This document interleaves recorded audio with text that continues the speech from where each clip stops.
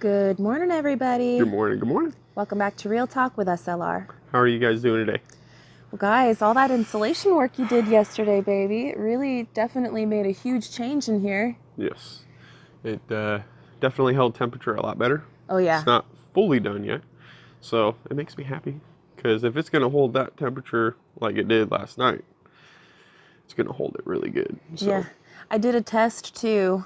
You guys know how we have our fireplace heater set at 80 because the insulation and all that jive and whatnot, how it just kind of goes through the top because, heat rises. But I set the thermostat on that thing to 85 last night, which sounds like, oh my gosh, you're roasting out, it's ridiculous.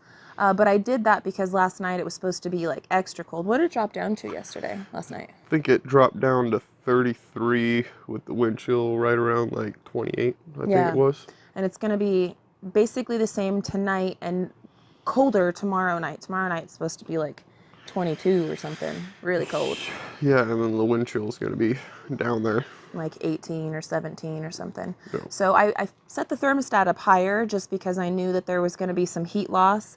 But when I woke up this morning and I came out here to check on the kids and wake everybody up for school and all that, it was 77 in this front room. I was loving it. I was like, I woke up in the tropics. Look outside and it's like all overcasty and nasty looking. So yeah, it was good. But back there in Gary and I's bedroom, because we didn't, Gary said he didn't finish it because he was doing a lot of those triangular pieces and stuff like in the far back that we didn't get to the first time. Yeah. So anyway, the back area was probably in like the low, like 70 degrees, I would say. It was probably like 70. Yeah. So it was cold, especially compared to this front area, but it wasn't as cold last night as it was the night before. Yes. Like I woke up this morning in our bedroom, not like, oh, I don't want to get out of bed. I was like, okay. Yeah. So. Because I was hitting it, and that's the other side of the basement is the trickier side. Because of all the wires and plumbing and piping and just everything that you can think of in the way. It's in the way. Yeah. So, yeah, that was interesting. But you got a lot of the bathroom done. I got the first row done in the maintenance room, bathroom, the stairwell, and I didn't do our bedroom because you're just talking about the roofing, like the flat, straight pieces. The flat, straight pieces, yeah. Right. So I got to get those in first before I can do the far back that way. But I can't do the edges one until I do the triangular pieces. Yeah. Just the way that they line up and everything else like that. So yeah. Started hitting that, and I didn't want to do anything over our bed. Not yet. Not yet, because today I'm going to do everything over in the bed and in that bedroom area. So and that way that's done. Just like how we did for the kids, we laid a big piece of plastic over the beds so that way, they weren't going to be itchy scratchy. We're going to do the same thing over our bed. And then vacuum after we pull the plastic off and everything and make sure that there's nothing. Yeah. I have this really cool extension on my vacuum cleaner, which has like this brush, and you connect it to the hose, and it actually it's for pet hair remover. And so that works really, really well. And we vacuumed all of the kids' mattresses even after we took all the plastic off of there and got all the nooks and crannies and stuff. And just in case, we washed all the bed sheets anyway. And then we had put all the bed sheets and stuff back on there too. So, but so far so good. I mean, we're chilling on the couch, no itchy scratchy. The kids slept in their beds last night, no complaints. Yep. Everybody's happy. Everything's going good. Everybody's happy, comfortable, and staying warm. Yeah, thank goodness, because we are definitely in for this cold streak. It's supposed to basically be cold all week. I mean, now that this cold front came in, I don't see it getting really very warm again. It might creep into the 70s at some point, because it is Arkansas, and the saying, you want the seasons to change, wait an hour. It's totally true. Yeah. So we might see another 70 or 75 degree day if we're lucky. But I think right now the forecast for the 10-day forecast, I don't think, from what I was looking at it, I don't remember seeing it out of the 60s. Yeah. So I think the warmest day coming up for us in the next 10 days is 65 degrees, which is pretty cool, or chilly, so. But the basement is staying nice and warm. and we're not even done yet. We are going to hopefully finish this thing up between today and tomorrow. We should be done with the insulation saga, and My plan is to try to finish up everything today. Yeah. Or close to, because Wednesday night is the big kicker. Yeah, it is. Because we've already done a 27-degree night. Yeah. And that's going to be tonight again. Yes. So, and we're already that much further along with the insulation. So, regardless, it'll be better. So, Wednesday night, though?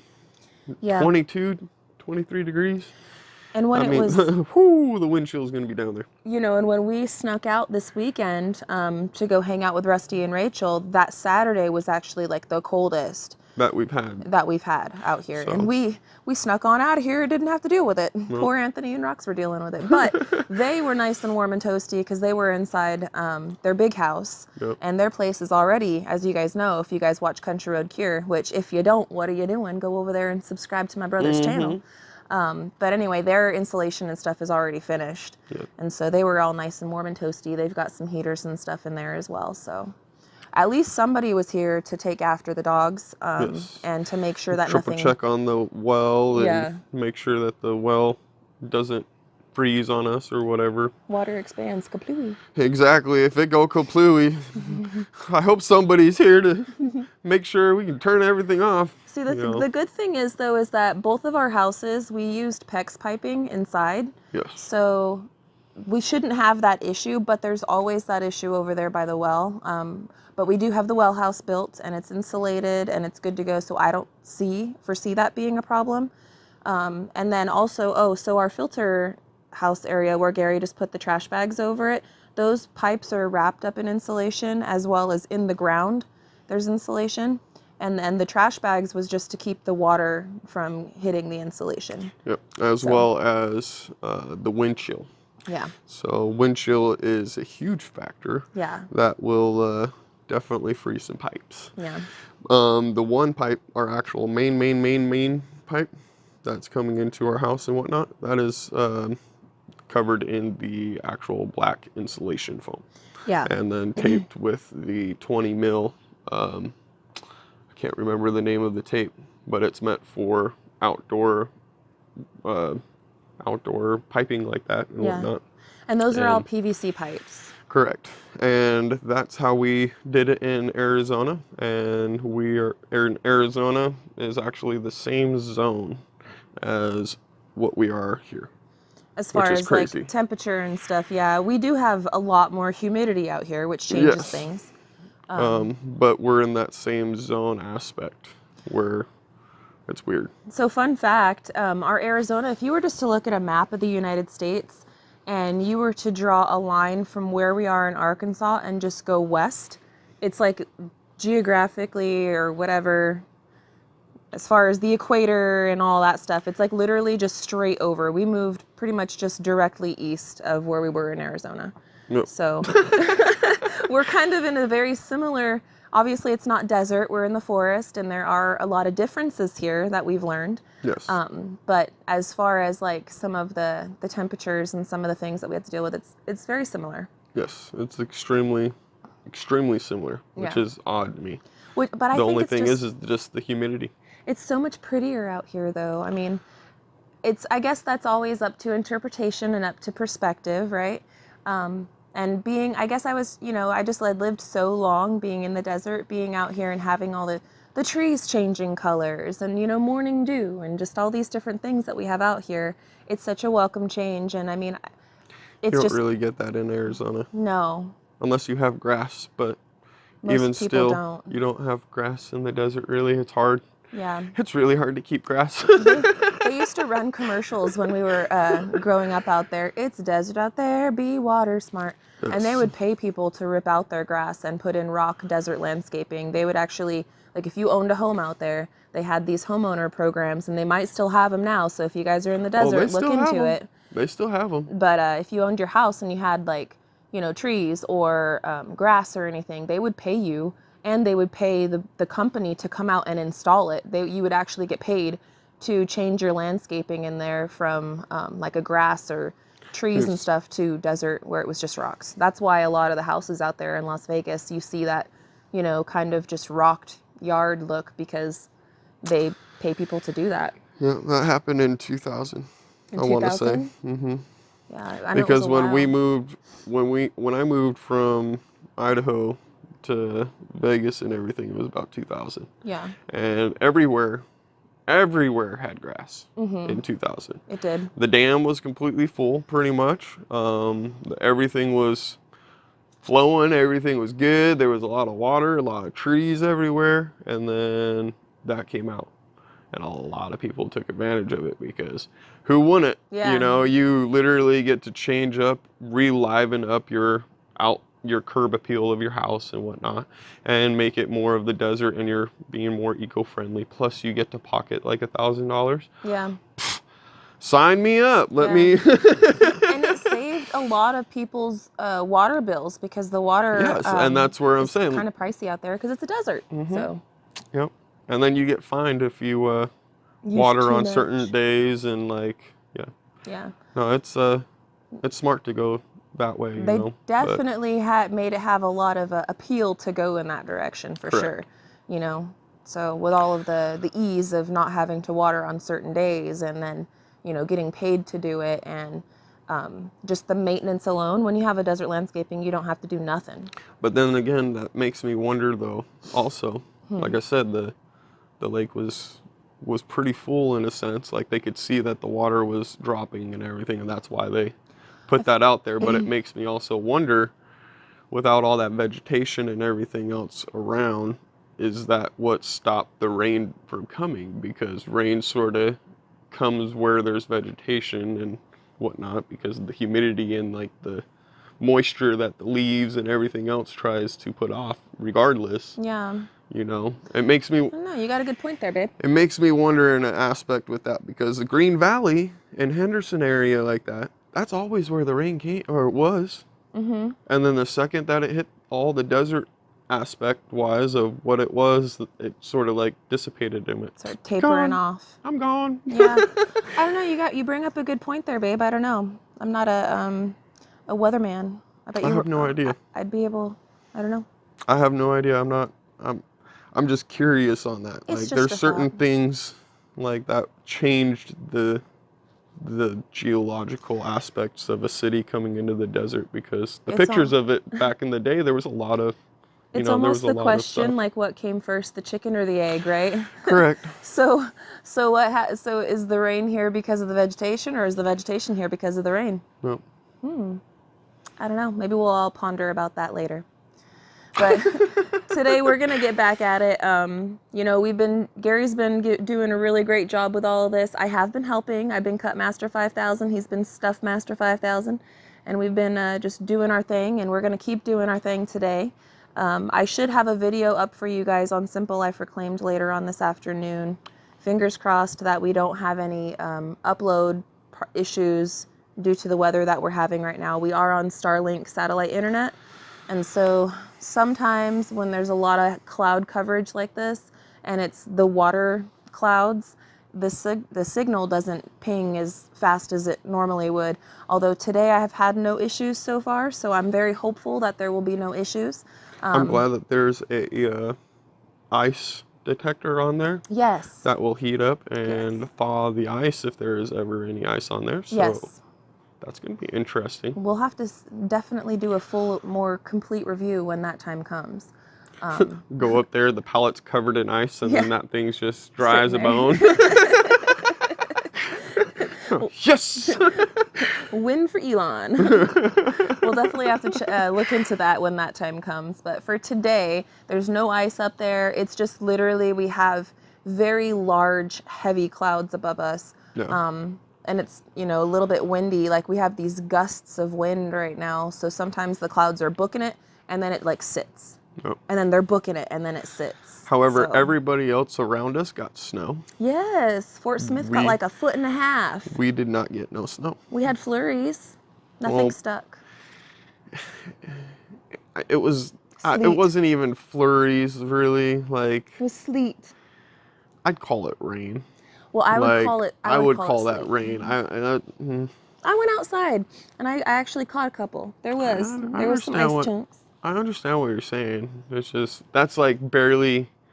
It was barely doing that though. It was. It wasn't like True. I would call it rain because by the time it hit me, it melted. In Well, a I sense, caught a like, and couple of that's where I'm chunks in like, my hand, so it's barely freezing in the wind yeah. due to the wind chill. It was due to the wind chill, but like Fort Smith, I read, I had an alert on my phone. I get like the weather alerts and stuff. And they were like, areas in Fort Smith got like 1.5 feet of snow. I'm like, wow. And then the way that the storm hit last night, this mountain is such a wonderful saving grace of a mountain because when the tornadoes come, they go and go right around us. Well, when these big ice storms and stuff come, they go right around us. So, I mean, everybody else around us got snow and all that, but for us, we're sort of tucked into this mountain area right here. Which is a good thing, though. Which is nice. I'll take it. It's great. Yeah, I'll take Hey, it. man, when we get those huge winds, we don't get as big of winds right here. True. Very true. Like I said, it's our protector. The mountain is our protector. It makes me happy it goes over. I mean, we definitely get more wind because we cut out this area right here. Yeah, if we hadn't have cleared as much land as we did right here, which... If we didn't, we wouldn't have gotten the good mountain view either. And we wouldn't have been able to build, like, I mean, think about it. All those big machines, or the big trucks, like the concrete trucks and all that stuff, it would have been hard for them to get out here. Yeah. You know, it was hard for them to do their job as it was, but... I mean... Well, I mean, it looks like we got more, like a lot more going that way too, but we had to build that up. Yeah, this was where we built our basement was a huge slope, it was... That's why we had to build the tier systems and have Rooster come out. So that way, you know, we can at least have some workable land for our backyard because our backyard was literally like a very steep hill. Yes. So that's where, I mean, that steep hill right there, you can see the trees, you know, if you just look straight ahead, you just see in a sense, like it's not that much in theory. Yeah. But we had because just enough land cleared to where we could get the view. Yes. We could have a yard when we built up the tier system, and we still wouldn't be taking out too much. Correct. You know? And that tier system worked out perfect because raising it up like that actually gained us space. It did. And versus the hill or the slope like that. Yeah.